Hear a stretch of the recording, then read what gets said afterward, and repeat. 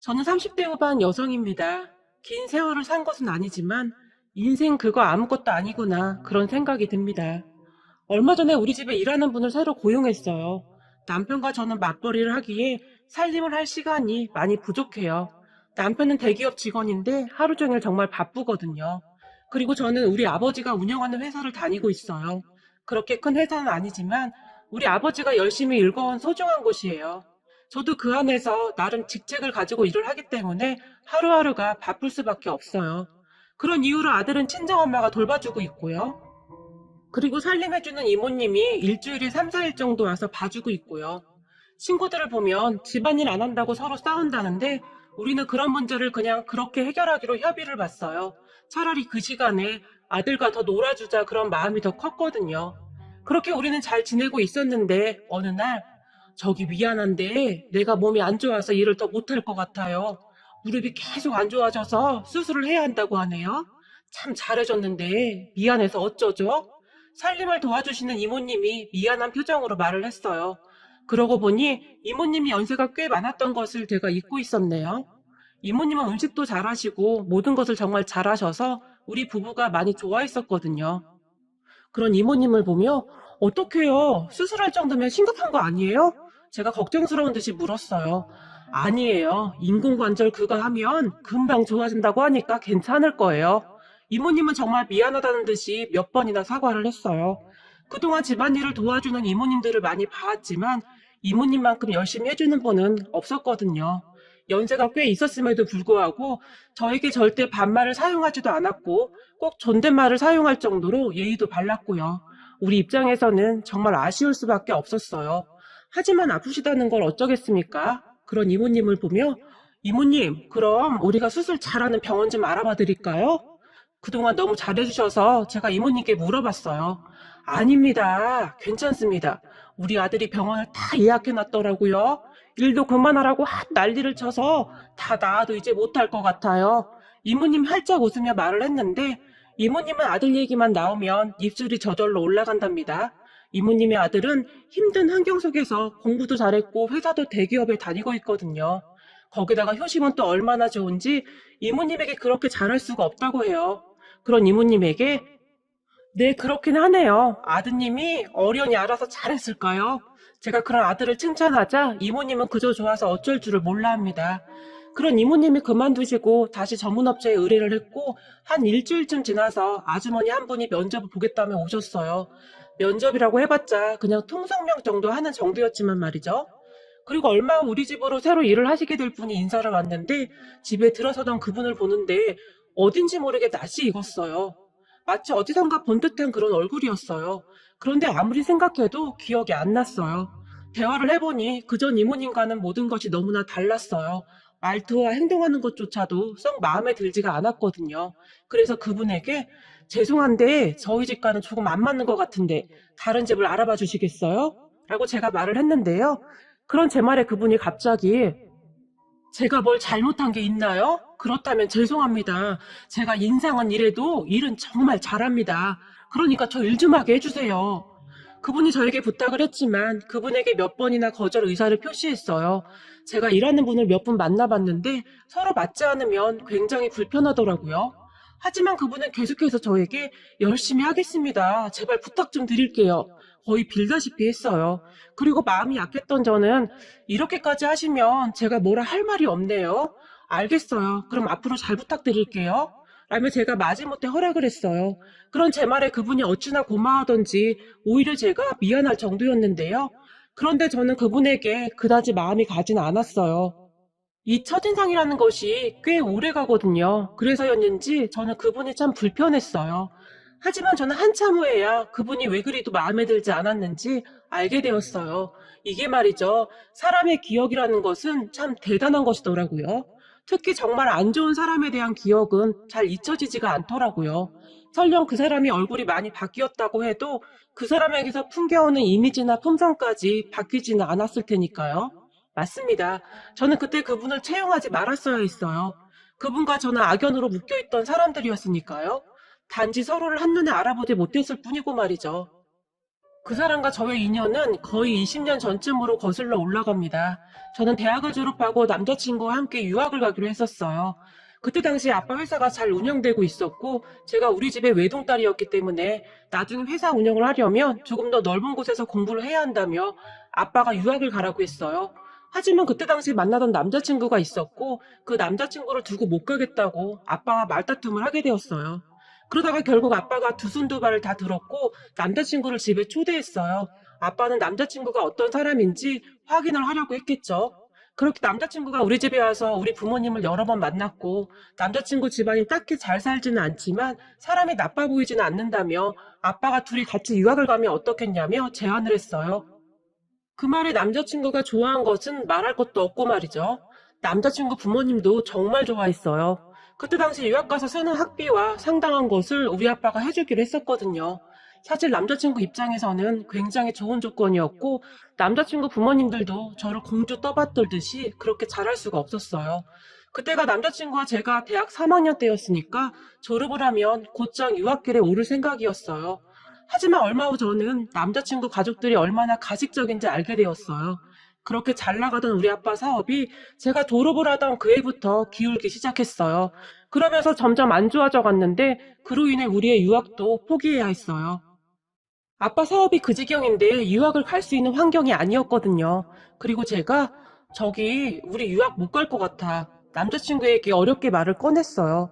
뭐? 왜? 나는 준비 다 됐는데? 남자친구는 무슨 말을 하냐는 듯이 제게 물었어요. 남자친구는 유학 갈 생각에 아주 부풀어 있었거든요.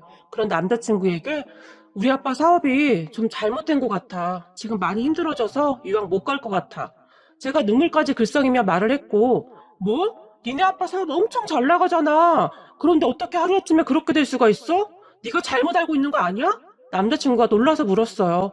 모르겠어. 전부터 조금씩 어려워지고 있었다는데 요즘 갑자기 더 심해졌나 봐.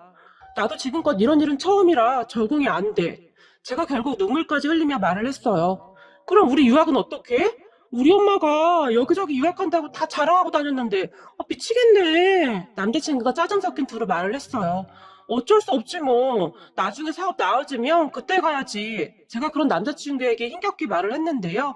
남자친구는 저에게 어떠한 위로나 우리 집 안부도 묻지 않았어요. 다만 큰일 났네. 우리 엄마 엄청 화낼 것 같은데. 우선 알았어. 오늘은 그냥 일찍 집에 들어가라. 나도 집에 가서 부모님께 말해야 하니까. 라고 말을 하더니 그냥 쌩하고 가버렸어요. 기분이 상당히 나쁘더라고요. 그때 처음 남자친구에게 실망을 했던 것 같아요.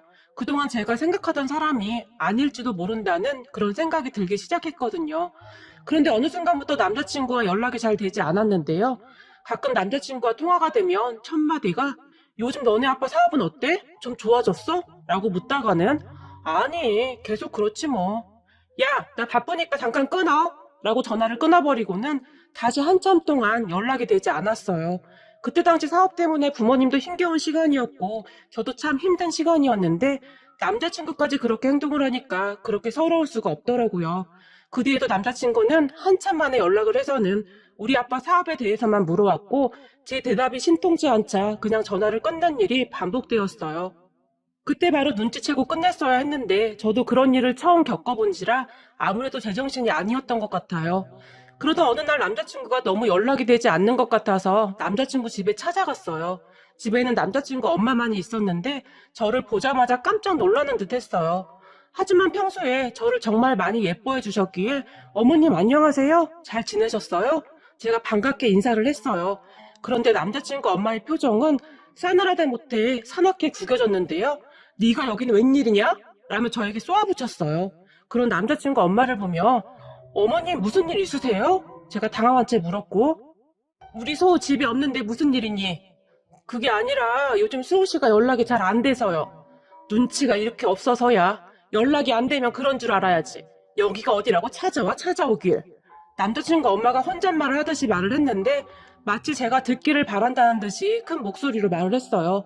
남자친구 엄마의 말에 네? 어머니 무슨 말씀이세요? 제가 다시 물었어요.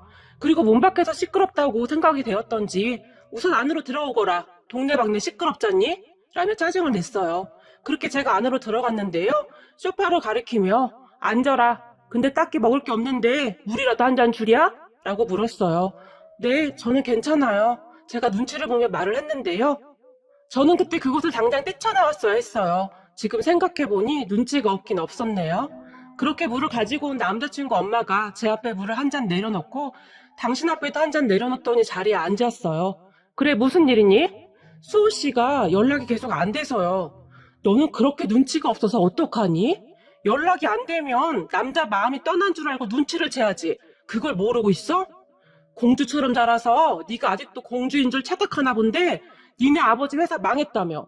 근데도 이렇게 눈치가 없어서 어떡하니 그래? 남자친구 엄마가 저를 위아래로 훑어보면서 말을 했어요. 그런 남자친구 엄마의 말에 네? 수호 씨 마음이 떠났다니요. 저한테는 그런 말 한 적 없는걸요? 제가 놀라서 물었고 그러니까 네가 걱정이라는 거야. 어쩌면 그렇게 눈치가 없을 수가 있냔 말이다. 그리고 우리 수호 곧 결혼해서 유학 간다. 남자친구 엄마 입에서 그 말이 뚝 하고 튀어나왔는데요. 그 말에 제가 깜짝 놀란 채 네?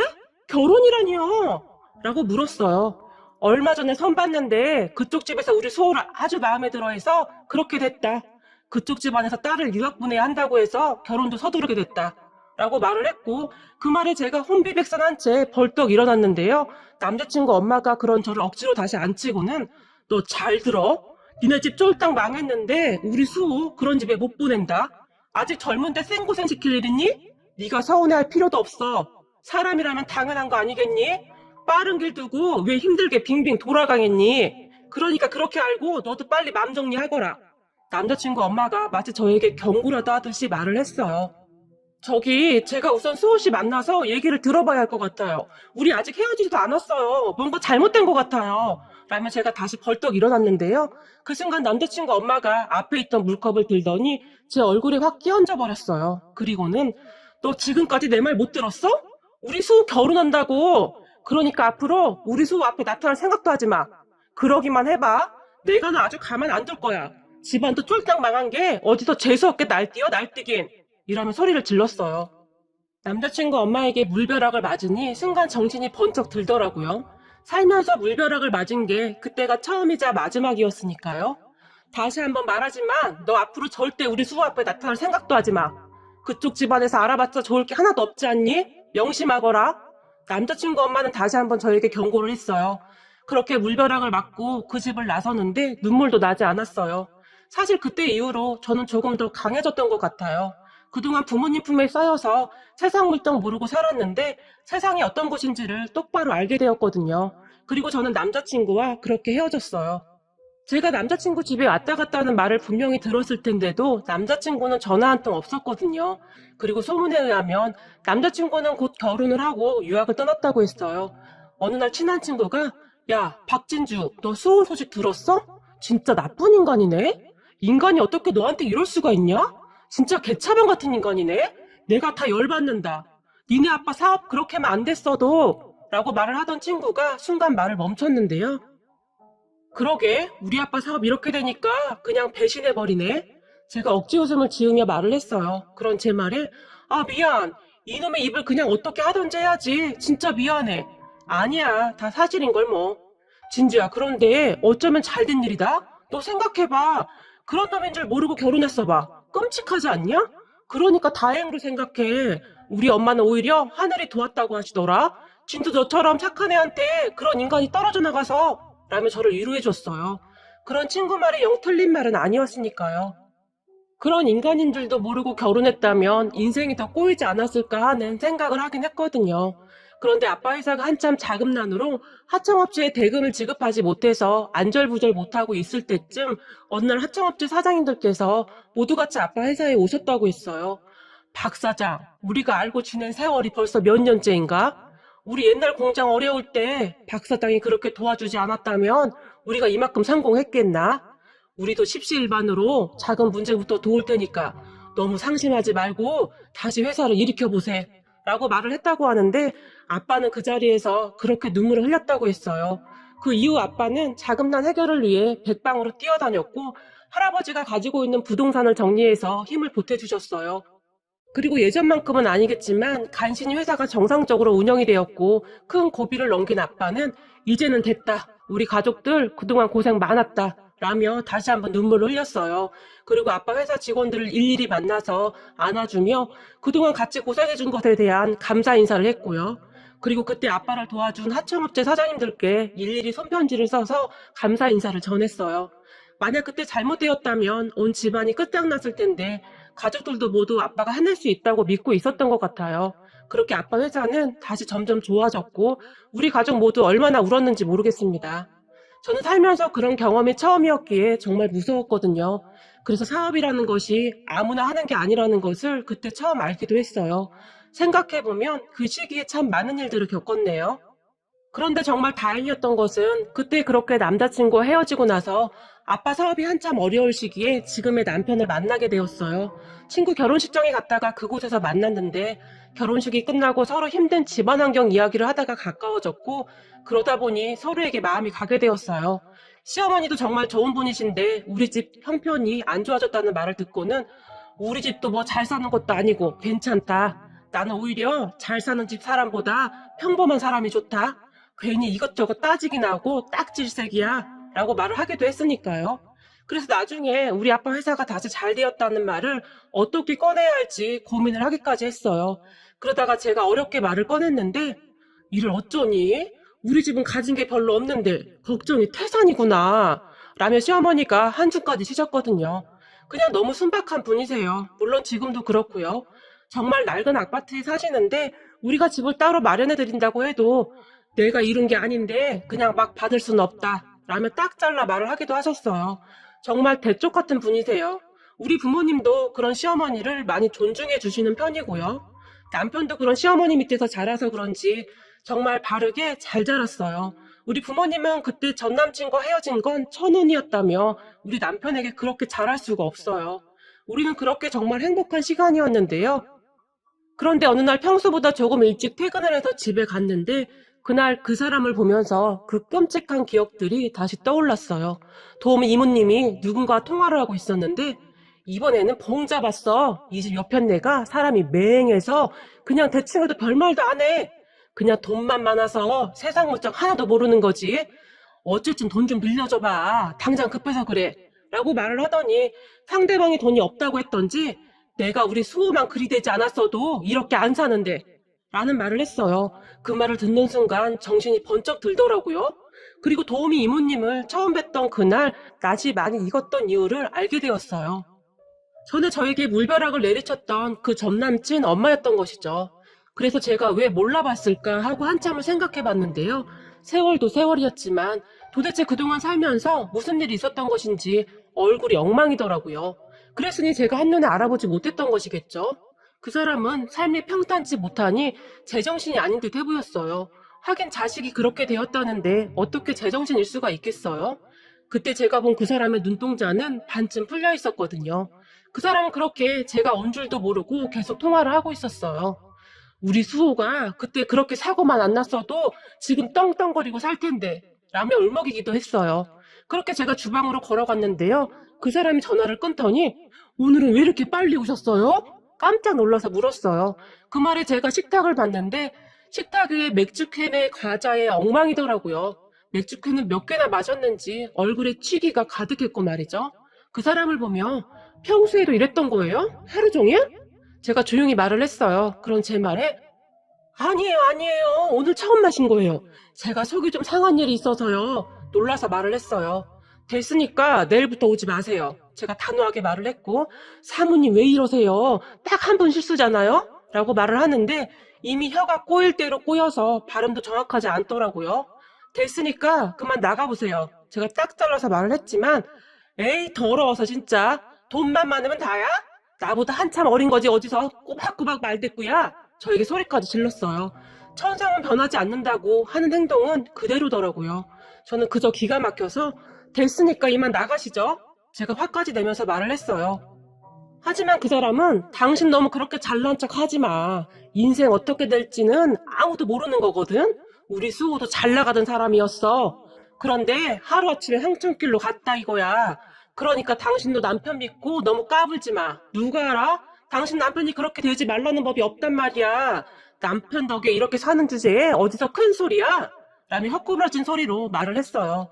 그 순간 저는 화가 치밀어 올랐고 문득 그 사람이 옛날 저에게 했던 행동이 떠올랐어요. 그리고 제가 식탁 위에 맥주가 담겨있던 컵을 들고는 그 사람 면상에 확 뿌려버렸어요. 그리고는 당장 나가! 아니면 그 소속된 회사에 전화해서 일마저도 못하게 할 수 있으니까 제가 소리를 질러버렸어요. 그 말에 그 사람이 얼굴에 묻은 맥주를 닦을 생각도 못하고 허겁지겁 나갔는데요. 그렇게 나가던 사람에게 그 사람이 가지고 온 가방을 집어던져 버렸어요. 그때 당한 수모를 그렇게 갚아주게 되어서 어찌나 속이 시원하던지 말이죠. 참 세상 일 어떻게 될지 모른다더니 그 사람을 이렇게 만나게 되다니요. 그 사람은 나가는 그 순간까지도 제 존재를 모르는 것 같더라고요. 그리고 문득 궁금해졌어요. 저에게 황천길이라든지 그런 말을 했던 것이 말이죠. 그래서 곧바로 제 친구에게 전화를 해서는 난데 너 혹시 정수호 소식 들은 거 있어? 제가 물었고 정수호? 그 인간 얘기는 갑자기 왜 꺼내냐? 이름만 들어도 짜증나는데 친구가 짜증까지 내면서 말을 했어요.